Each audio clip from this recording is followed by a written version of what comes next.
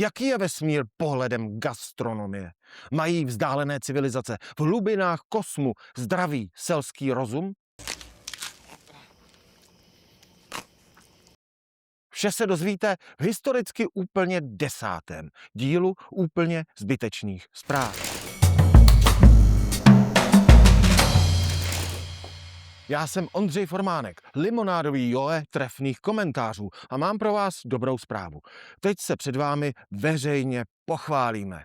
No to je grandiózní, no to je revoluční myšlenka.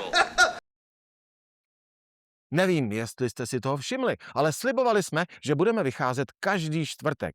A místo toho vycházíme v pátek, v sobotu a minulý díl vyšel dokonce až v pondělí. To byl zatím náš osobák. Jsme týdeník. Týden má 7 dní a my jsme vyšli o 4 dny později.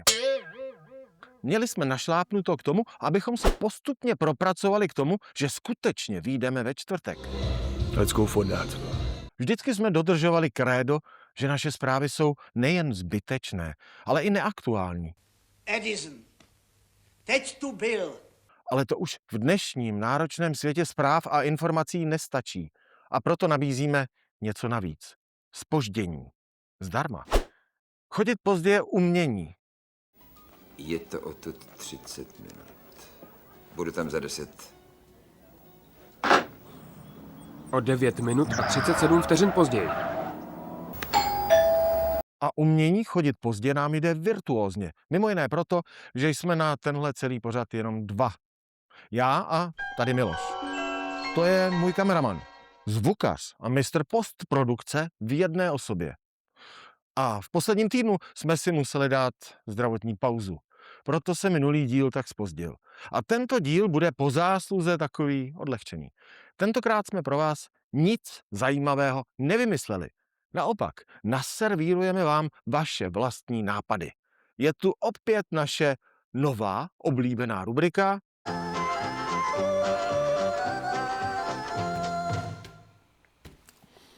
Tolik pohlednic, jen se na to podívejte. Rozházeli jsme si je po stole, protože nám to nevím proč přišlo jako super dekorace. Samozřejmě ani jedna není od vás. Tak pojďme na to.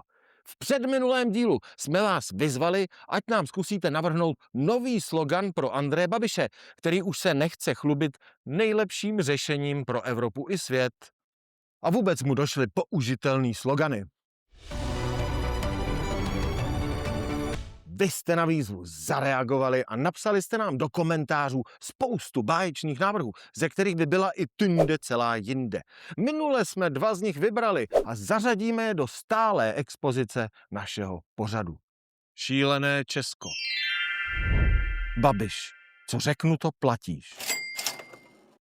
Ale vy jste tvořili dál, neúnavně jako Michelangelo Buonarroti. za všechny. Vaše slogany vám děkujeme. Za všechny jsme vybrali slogan Martina Veselého.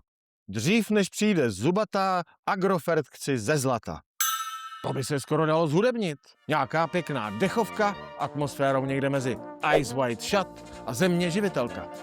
Taky bychom se s vámi v listárně chtěli podělit o komentáře, které se objevují nejčastěji na našem Facebooku a které patří do Zlatého fondu. Několik jsme jich nazbírali hned v historicky úplně prvním dílu našich úplně zbytečných zpráv. Ten díl jsme věnovali konci vědců, kteří jsou ve století Dana Vávry úplně zbyteční. Souhlasil s námi divák pan Alexandr, který připomněl, že vědci nejsou neomylní. Pan Alexandr, ještě donedávna si vědci mysleli, že Zem je plochá, tak i dnes se můžou mýlit. To je hodně nadčasové. Tuto myšlenku dále rozvíjí úvaha pana Bédi, který soudí, že bez vědců by se historie lidstva ubírala perspektivnějším směrem. Pan Béďa, díky vědcům jsme tam, kde jsme. Co pak nám asi vědci v Číně, USA, Rusku, EU vypěstovali na svých zahrádkách 3 patra pod zemí? Přesně, kde jsme dneska mohli bejt, nebejt vědců. Debata dosáhla vyvrcholení s příchodem paní Marcely. Paní Marcela, pán Vávra má v prvom na radě zdravý sedliacký rozum, který nie je zahmlený zbytočnými akademickými štúdiami o ničom. Ano, Zdravý selský rozum. Ten je jeden z mých nejoblíbenějších. Řada občanů si pod našimi videi kladla znepokojivou otázku, kdo si nás platí. A většinou znala i odpověď. Ono stačí zdravý selský rozum, aby člověk odhalil, že si nás vydržuje Soros, Fiala, Brusel a chudáci lidi. Nejlépe to vyjádřil pan Sakip. Pan Sakip, placení portály nás ojebávají za naše peníze. Velká pravda. O tom vám v České televizi ale neřeknou. Těchto klenotů je ještě nepřeberně, ale dnešní exkurzi do Zlatého fondu bych uzavřel tímto komentářem, který se objevil pod naším rozborem Babišova nekonvenčního vyjadřování. Dotazníku KSČ, že odsuzuje se invaze. Ne, že se odsuzuje, ale že se souhlasí naopak. Pan Milan, ty blbečku, za toho Fialy ten se nemohla ani na to, abych řekl, že ten trám je vůl nebo není vůl, to byl takovej, že sranec, učitelích vole zamr daní, který nás zadlužil na 30 let dopředu, debile, obj. Krásný, ale krásný exemplář. Tak to byl náš Zlatý fond. Ale my jdeme dále.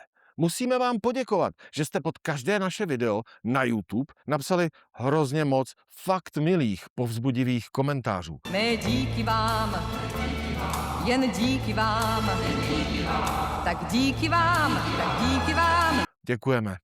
A přišly i praktické dotazy. To je nějaký exit od Staňka? Ptá se Jirka Prokop. Ne, není to exit od Luďka Staňka. Luděk je můj kamarád, se kterým se už kamarádím někdy od pravěku. Tak tady jsou legendární postavy našeho mládí. Kdy jsme spolu s Janou Kománkovou vysílali na Rádiu 1. Luďkovi vděčím za to, že mě před 7 lety oslovil, jestli mu nechci dělat scénáristu. Že prej zkouší nějaký nový pořad. Bude se to prej jmenovat Události Luďka Staňka. A zbytek je historie. Pro Luďka pořád píšu páteční díl jeho událostí. Páteční fuck-upy. Tedy od minulého týdne si je začal psát i on. Takže je vždycky půlka moje a půlka jeho. To jste možná poznali. Poslední fuck-ups byly hodně dlouhý. No a schválně, jestli teď poznáte, která je ta moje a která jeho. Jinak s Luďkem máme taky každou neděli večer živý podcast jménem Horizont událostí. A příští týden budu asi já s Luďkem naživo v divadle Pod čarou v Písku. Asi. Budeme tam rozdávat radost. A když jsme u toho živého vystupování, přišel nám úplně super dotaz. Mikaela Z2Z. Tyhle zprávy jsou opravdu skvělé. Po směchu na macinku není nikdy dost. A nechcete s Luďkem přijet za Jiřinkou do Nového Strašecí? S pozdravem Michaela z Nového Strašecí. Divačka Michaela z Nového Strašecí. No to je můj sen. Kdyby byly zbytečné zprávy tenis, tak Nové Strašecí je Wimbledon. S Luďkem to určitě proberu, ale zároveň chci říct, že jednou v budoucnosti budeme mít živá vystoupení úplně zbytečných zpráv. Tady s Milošem Dvořáčkem, mým kameramanem a hudebním géniem.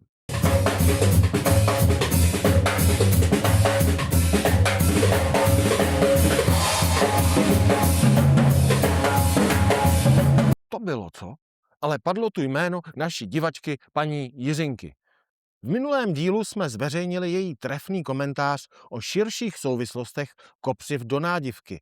A tak když nám paní Jiřinka nabídla, že pro nás má svoji gastronomickou rubriku, neváhali jsme ani vteřinu. Vítejte u světové premiéry nové gastronomické show Nelítostná gastronomie paní Jiřinky z Nového Strašecí. Paní Jiřinka hodnotí restaurace, ve kterých nikdy neseděla, ale viděla je na internetu a recenzuje jídla, která si cizí lidi vyfotili na Instagram. Takže vás čekají výsledky pozorování první světové gastronomické observatoře v Novém Strašecí. Paní Jiřinka se zatím před kamerou stydí. A tak to za ní tentokrát budu mimořádně říkat já. Ale představujte si, jakože to říká paní Jiřinka. Takže začneme. Nelítostná gastronomie paní Jiřinky z Nového Strašicí. Dobrý den, já jsem Jiřinka, říká paní Jiřinka. A pokračuje. Chci říkat věci o jídle bez cenzury. Bude to gastronomie na plnou hubu. Slibuje paní Jiřinka. Nelítostná gastronomie dále pokračuje názorem paní Jiřinky na klobásu za 400 kč, kterou snědl Jiří Kajínek. Tohle je... Kdo má hlad? Jiří Kajínek má totiž taky gastrošou. A o té klobáse vám řekne tak zásadní věci, až jsou podstatný, zdůrazňuje paní Jiřinka. Kažte.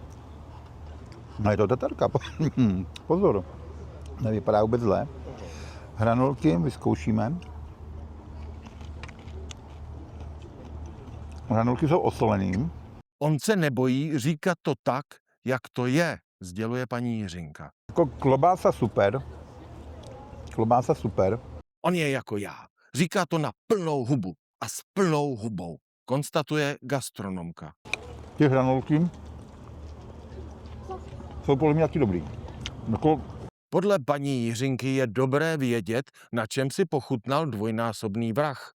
Tohle by měli vysílat v té české televizi. Za co si ji platíme? Pořád z poctivých lidí pouze tahají peníze.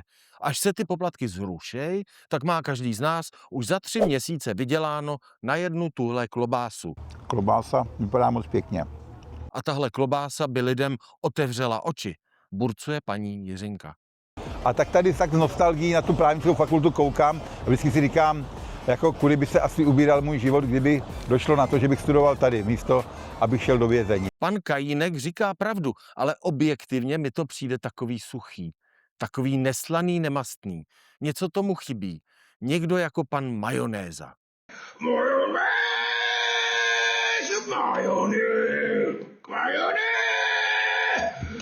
Paní Jiřinka by si prý představovala, jak vedle pana Kajínka sedí i pan Majonéza. Cituji, pan Kajínek by jedl klobásu a pan Majonéza by se mazal majonézou. Jenom můj názor.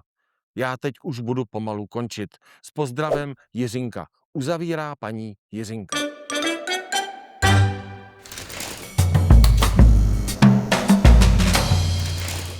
Tak to byla první gastrorubrika paní Jiřinky z Nového Strašecí. Snad jsem to za ní odříkal hezky. Jestli se vám to líbilo, tak nám dejte like a klikněte na odebírat. Paní Jiřinka říkala, že když budeme mít tolik odběratelů, jako má Nové Strašecí obyvatel, to znamená 5686, tak pro nás udělá tuhle gastrorubriku i příště. Jinak prý půjde ke Xaverovi. Tak nám pomožte, ať si tuhle vycházející gastrohvězdu udržíme. A načtěte si tenhle QR kód. Tím se dostanete na náš profil Buy Me a Coffee, kde nás můžete podpořit tím, že nám koupíte symbolický kafe. Nebo 2. Nebo klikněte na link Buy Me a Coffee přímo tady pod videem. A moc děkujeme všem, kteří už jste nám přispěli. Tohle byl speciální, odpočinkový, úplně prázdný a falešný díl úplně zbytečných zpráv. Ten příští už bude klasický, s Trumpem a s přílohou.